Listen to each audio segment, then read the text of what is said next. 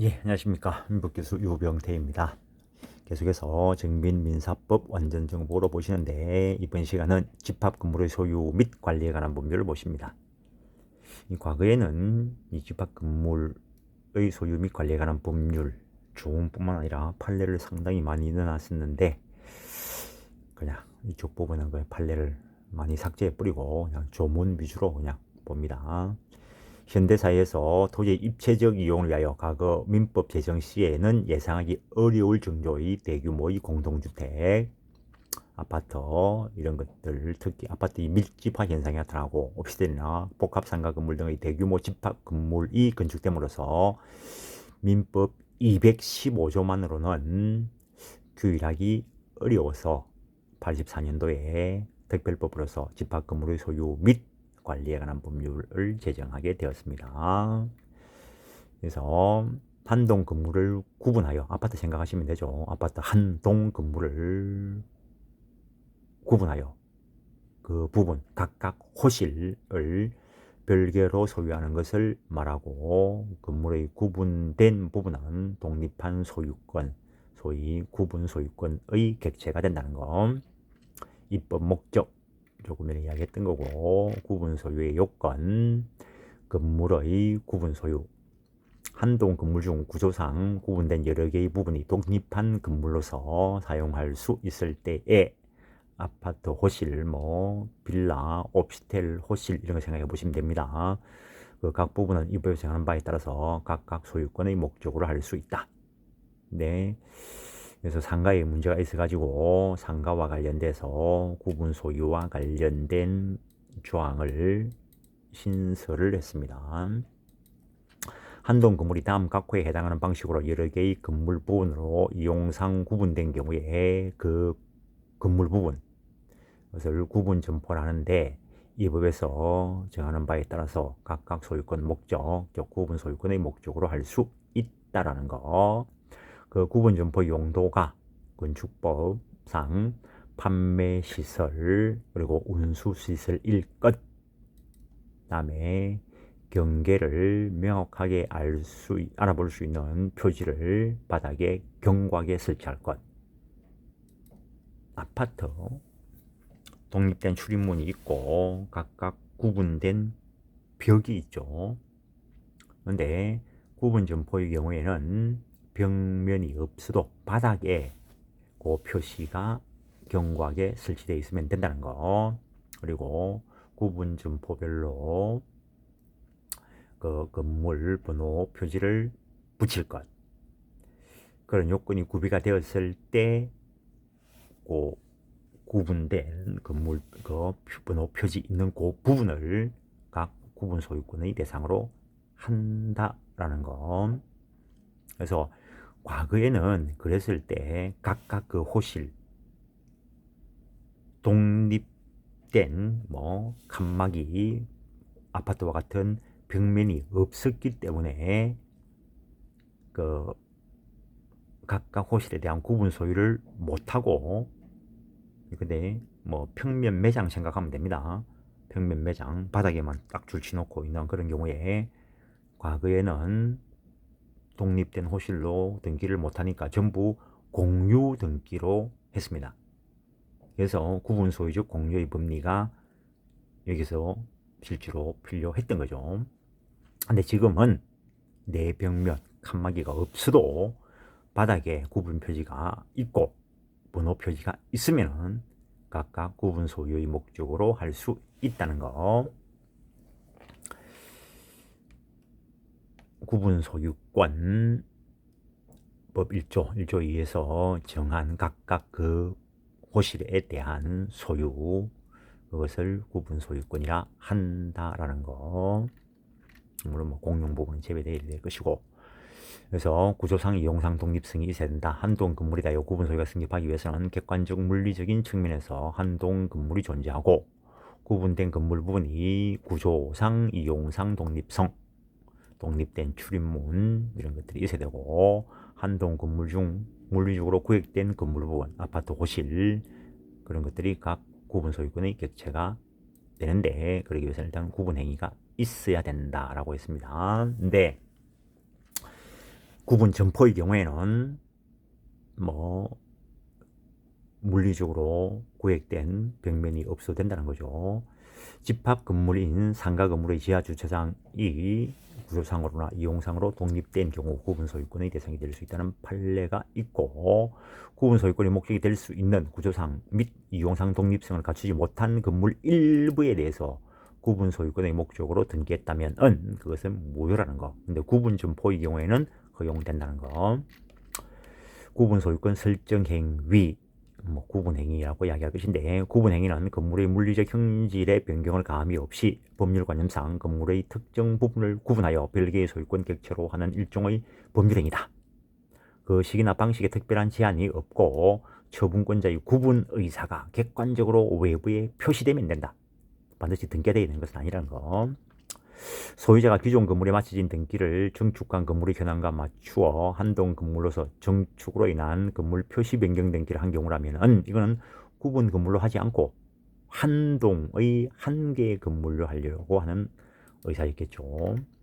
근데 구분 건물이 물리적으로 완성되기 전이라도 건축허가 신청이나 분양계약 등을 통하여 장래 신축되는 건물을 구분 건물로 하겠다는 구분 의사가 객관적으로 표시되면 구분행위의 존재를 인정할 수 있고, 그 이후에 한동 건물 및 구분행위에 상하는 구분 건물이 객관적 물리적으로 완성되었다면 등기되지 않았다 하더라도 그 완성된 시점에 구분 소유관계가 인정된다라는 거. 그 집합 건물 아파트와 같은 그 전유 부분 아파트 호실 생각하면 되죠. 호실 공용 부분과 구별. 집합 건물의 어느 부분이 전유 부분인지 공용 부분인지 여부는 구분 소유가 성립하는 바로 그 시점에 딱 정해진다는 거. 그 이후에 상황 변화만으로 그것이 변경되지 않는다는 거. 공용 부분, 여러 개의 전유 부분으로 통하는 복도, 계단 이렇게 생각하면 되죠. 공용 부분. 그 중에 법정 공용 부분, 전유 부분 이외의 건물 부분, 법정 공용 부분 아예 구조상으로 공용 부분으로 되어 있는 거 말합니다. 등기하고 상관없습니다. 기본적으로 복도 이런 것들 개인 앞으로 등기되어 있는 것은 아니겠죠. 한번 읽어보시고, 규약상 공용 부분, 이거는 구분 소유 대상으로 할 수 있는 걸 규약에 의해서 공용 부분으로 하기로 한 것이고, 이거는 공용 부분이란 취지를 등기해야 된다는 거. 근데 이것도 값고 을고는 없죠. 그 표제부에 규약상 공용 부분이란 취지를 등기하고 값고 을고는 없는 것이고, 대지, 법정 대지, 그냥 구분 소유 대상 건물이 있는 대지 생각하면 건물이 깔고 있는 그 부분 대지, 그 이외의 토지를 규약에 의해서 대지로 할 수 있다는 거. 그 규약상 대지. 다음에 구분 소유권의 매도 청구권, 대지 사용권을 가지지 아니한 구분 소유자가 있을 때는 그 전유분 철거를 청구할 권리를 가지는 자는 구분 소유자에 대해서 그 구분 소유권을 시가로 매도할 것을 청구할 수 있다는 것. 대지 공자의 분할 청구 금지 당연하겠죠. 이거 분할 허용해버리면 아파트 들고 서 있을 때는 문제가 발생할 것이고, 공용 부분에 대한 권리 의무. 각 공자는 공용 부분을 용도에 따라 사용할 수 있다. 그래서 아파트 호실 그 소유자들은 결국에 공용 부분에 대해서 공유적 권리를 가지는데, 복도는 복도로 사용하겠죠. 그걸 지분 비율로 사용한다 이러면 문제가 발생하겠죠. 그래서 민법에 있는 거하고는 구별이 됩니다. 민법은 공자는 그 지분을 처분할 수 있고 공유물 전부를 지분 비율로 사용할 수 있다. 민법은 그렇게 규정되어 있는데, 집합 건물의 소유 및 관리에 관한 법률에는 그 공용 부분 용도에 따라 사용할 수 있다는 것. 공용 부분 처분. 각 공자의 지분은 그가 가지는 전유 부분 면적 비율에 의한다는 거. 근데 민법 공유 쪽에는 뭐 달리 정한 바가 없으면은 균등한 것으로 추정한다 그런 규정이 있고, 집합건물법 13조 공용부분에 대한 공자의 지분은 그가 가진 전유부분 처분에 따른다. 그래서 아파트 호실에 대한 소유권을 처분하면은 그와 관련되는 공용부분에 대한 것도 다 함께 넘어간다는 거죠. 당연한 이야기겠죠. 만약에 그게 분리처분이 되면은 공용부분 없는 아파트 호실이 발생할 수가 있겠죠. 그래서 분리처분 못하도록 일체성과 관련되는 규정을 두고 있다라는 거. 공용 부분 변경, 구분 소유자 3분의 2 이상 및 의결권 3분의 2 이상 결의로 정한다라는 것 한번 그냥 확인하시는 거고, 공용 부분의 관리 및 보존행위, 관리, 통상의 결의로서 한다. 뭐 통상 결의 달리 정한 바가 없으면은 과반수 출석, 과반수 결의죠. 보존 행위는 각자 단독으로 할 수 있다라는 거. 보존 행위는 누구라도 한 명이 하면 다른 사람들도 이익을 누릴 것이기 때문에 뭐 보존 행위는 누구 한 사람이라도 단독으로 하면 다른 사람도 보호를 받기 때문에 단독으로 하도 되는 것이고, 그 정도 하시고, 공용 부분에 대한 발생한 채권의 효력, 공용 부분의 부담 수익, 각 공자는 규약에 달리 정한 바가 없으면 그 지분 비율에 따라 공용 부분의 관리 비용과 그 밖의 의무를 부담하며 공용 부분에 생기는 이익을 취득한다는 것. 사용하고는 다르죠. 수선 적립금, 공용 부분에 발생한 채권의 효력, 공자가 공용 부분에 관하여 다른 공자에 가지는 채권은 그 특별 승계인에 대해서도 행사할 수 있다. 공용 부분에 대한 것입니다. 공용 부분, 전유 부분이 아니고, 공용 부분의 체납 관리비는 승계되지 않는다. 연체료, 관리비 납부를 연체할 경우 부과되는 연체료는 위약벌의 일종으로서 공용 부분 관리비에 대한 연체료는 특별 승계인에게 승계되는 공용 부분 관리비에 포함되지 않는다는 거. 그 정도 하시고, 집합 건물의 관리단 등 관리주체에 위협한 단전 단수 및 엘리베이터 운행 정지 조치 등 불법적인 사용 방해에 의하여 건물 구분 소유자가 그 건물을 사용 수익하지 못하였다면 구분 소유자로서는 관리단에 대해 그 기간 동안 발생한 관리비 채무를 부담하지 않는다는 거.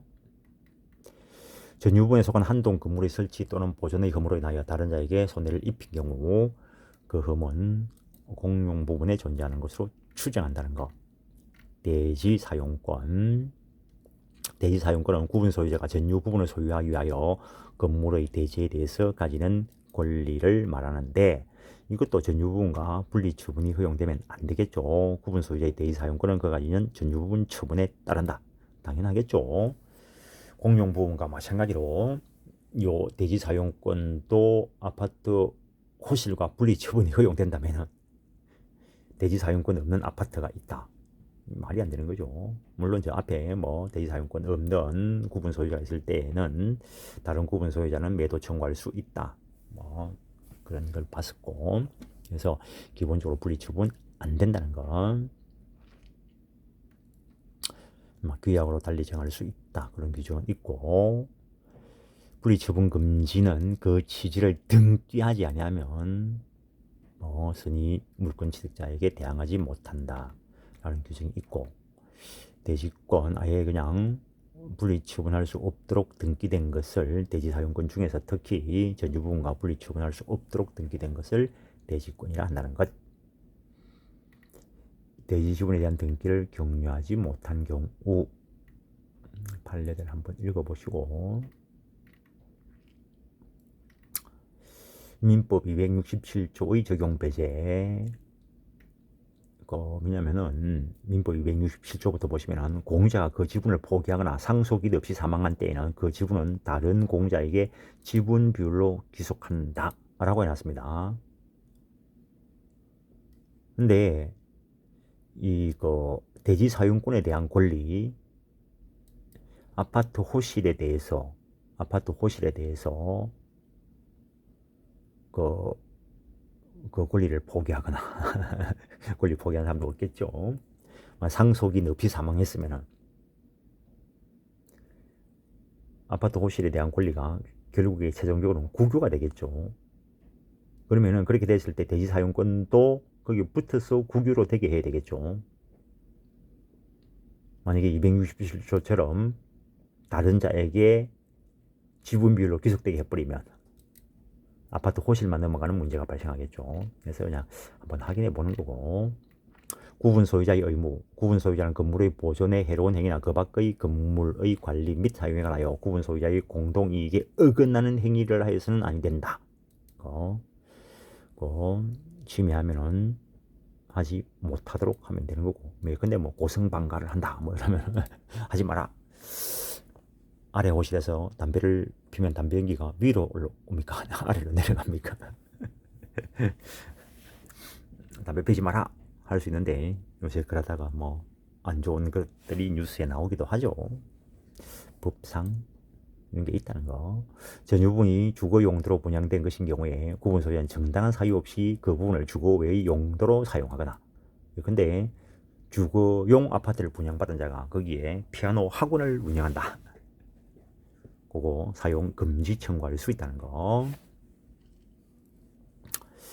의무 위반자에 대해서 이익에 반한 행위를 하면 그거 하지 마라. 행위 정지 청구할 수 있고, 그 다음에 계속과 하면은 사용 금지까지 청구할 수 있고,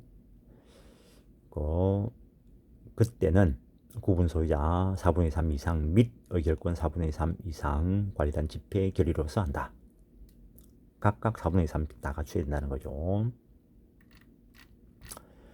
구분 소유권의 경매, 그 의무 위반하고 규약에서 정한 의무를 신지 위반한 결과 공동생활을 유지하기 매우 곤란한 경우에는 관리인 또는 관리단 집회 결의로 지정된 구분 소유자는 해당 구분 소유자의 전유 부분 및 대지 사용권의 경매를 명할 것을 법원에 청구할 수 있다는 거.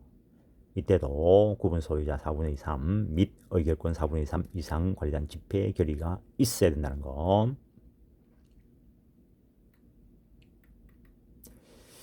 점유자가 위반한 경우, 즉 세입자, 전세권자, 임차인이 이런 걸 위반할 경우에 그로 인해서 공동생활 유지가 매우 곤란하게 된 경우에 관리인 또는 관리한 집회 결의로 지정된 구분 소유자는 그 전유분을 목적으로 하는 계약적 전세권, 임대차 이런 계약을 해제하고 전유분 인도를 청구할 수 있다는 거. 이 경우에도 구분 소유의 4분의 3 및 의결권 4분의 3 이상 결의가 있어야 된다는 것.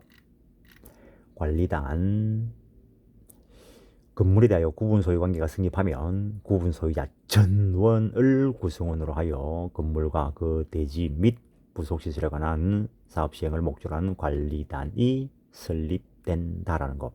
그래서 집합법상으로는 구분 소유자 전원으로 구성된다라고 되어 있습니다. 뭐 상가 본인회와 같이 구분 소유자 및 구분 소유자가 아닌 자로 구성된 단체라 하더라도 구분 소유자만으로 구성된 관리단 성격을 겸유할 수도 있다는 판례가 있고, 그 정도 합니다. 관리단의 의무, 관리단은 건물의 관리 및 사용에 관한 공동이익을 위하여 필요한 구분 소유자의 권리와 의무를 선량한 관리자 주의로 행사하거나 이행하여야 한다는 것. 관리단의 채무에 대한 구분 소유자의 책임, 관리단이 그 재산으로 채무를 전부 변제할 수 없는 경우에는 뭐 관리단이 뭐 관리를 하다 보면은 외부의 하청을 두어서 뭐 공사를 해야 될 그런 경우도 있을 거고, 관리단이 그 재산으로 채무를 전부 변제할 수 없는 경우에는 구분 소유자는 지분 비율에 따라 관리단 채무를 변제할 책임이 있다. 규약으로 달리 정할 수는 있다는 것. 관리인 구분 소유자가 10인 이상일 때 관리단을 대표하고 관리단 사무를 집행할 관리인을 선임하여야 한다. 관리인은 구분 소유자일 필요는 없고 그 임기는 2년 범위 내에서 규약으로 정한다라고 되어 있고, 관리인은 관련 집회 결의로서 선임하거나 해임된다. 다만 규약으로 관련위원회 결의로 선임하거나 해임되도록 정한 경우에는 그에 따른다는 거. 구분 소유의 승낙을 받아 전유분을 점유하는 자는 관련 집회에 참석하여 구분 소유자의 의결권을 행사할 수 있다. 한번 확인하시는 거고. 24조의 구분 소유자, 그의 승낙을 받아 전유분을 점유하는 자, 분양자 등 이해관계인은 제24조 사망에 따라 선임된 관리인이 없는 경우에는 법원에 임시관리인 선임을 청구할 수 있다는 것. 임시관리인은 선임된 날로부터 6개월 이내에 관리인 선임을 위하여 관련 집회 또는 관리위원회를 소집하여야 한다는 것. 다시고 관리인의 권한과 의무. 관리는 다음 각 고의 행위를 할 권한과 의무를 진다. 공용부분 보존행위, 공용부분 관리 및 변경에 관한 관련 집회 결의를 집행하는 행위, 공용부분의 관리비용 등 관리단의 사무집행을 위한 비용, 분담금을 각 구분 소유자에게 청구, 수령하는 행위 및 그 금원을 관리하는 행위, 관리단의 사업 시행과 관련하여 관리단을 대표하여 하는 재판상 또는 재판 외의 행위, 소음, 진동, 악취 등을 유발하여 공동생활의 평온을 해치는 행위의 중지 요청 또는 분쟁 조정 절차 권고 등 필요한 조치를 하는 행위, 그 밖에 규약으로 정한 행위. 관리인의 대표권 제한할 수 있는데 이로써 선의 제3자에게 대항할 수 없다라는 것. 관리인은 대통령령이 정하는 바에 따라 매년 1회 이상 구분 소유자에게 사무에 관한 보고를 해야 한다는 것. 관리단에는 규약으로 정하는 바에 따라서 관리위원회를 둘 수 있다라고 되어 있고, 관리위원회는 관리인의 사무집행을 감독한다는 것. 몇 조의 몇 이래 되는 건 다 신설된 것들이죠. 한번 읽어보시고. 규약, 건물과 대지 또는 부속시설의 관리 또는 사용에 관한 구분 소유들 사이의 사항 중 이 법에서 정하지 아니한 사항은 규약으로 정할 수 있다는 거. 규약의 설정, 변경, 폐지는 관련 집회에서 구분 소유자의 4분의 3 이상 및 의결권 4분의 3 이상의 찬성을 얻어서 한다는 것. 규약 및 관련 집회 결의는 구분 소유자의 특별 승계인에 대해서도 효력이 있다. 당연한 이야기죠. 현재 아파트 소유자들끼리 모여가지고 규약을 약정해서 만들었는데 어떤 사람이 호시를 처분하고 새로운 소유자가 들어왔을 때 그 새로 들어온 소유자 특별 승계인에게도 당연히 효력이 미쳐야 되겠죠.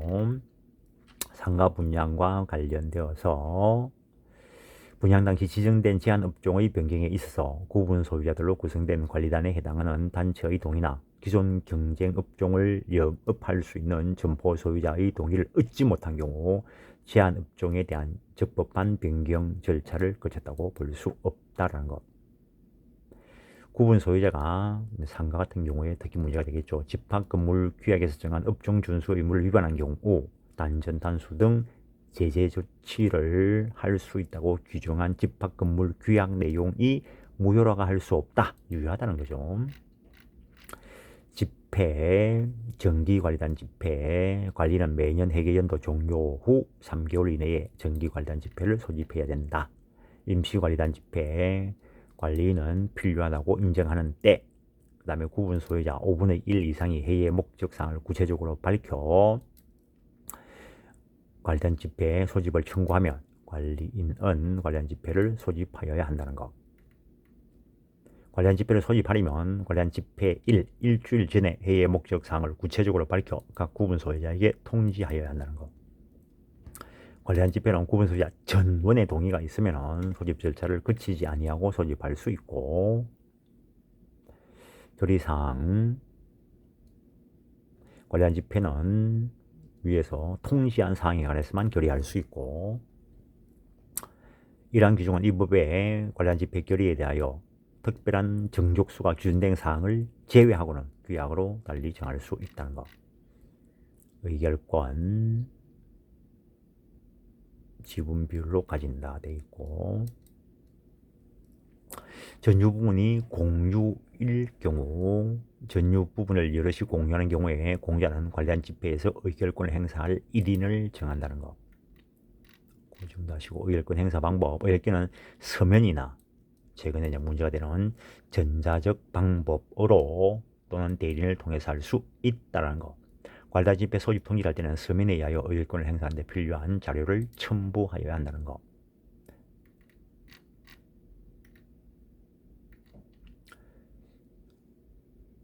그 정도 하시고 나머지는 한번 읽어보시죠. 뭐 특별 의결 정력서 시험 칠 때나 필요한 거고. 그래서 이번 시간은 여기까지 하겠습니다. 그래서 일단 정비 민사법 완전 정보 책은 이 정도 해서 끝을 냅니다. 끝을 내고 나머지는 책이나 법 조문 찾아보시고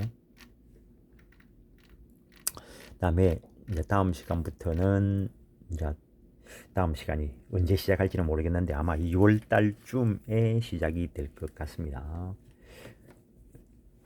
기존에 있던 도예책에 조금 더 첨가를 하고 6월 달 늦으면 3월 달이 될 수도 있습니다.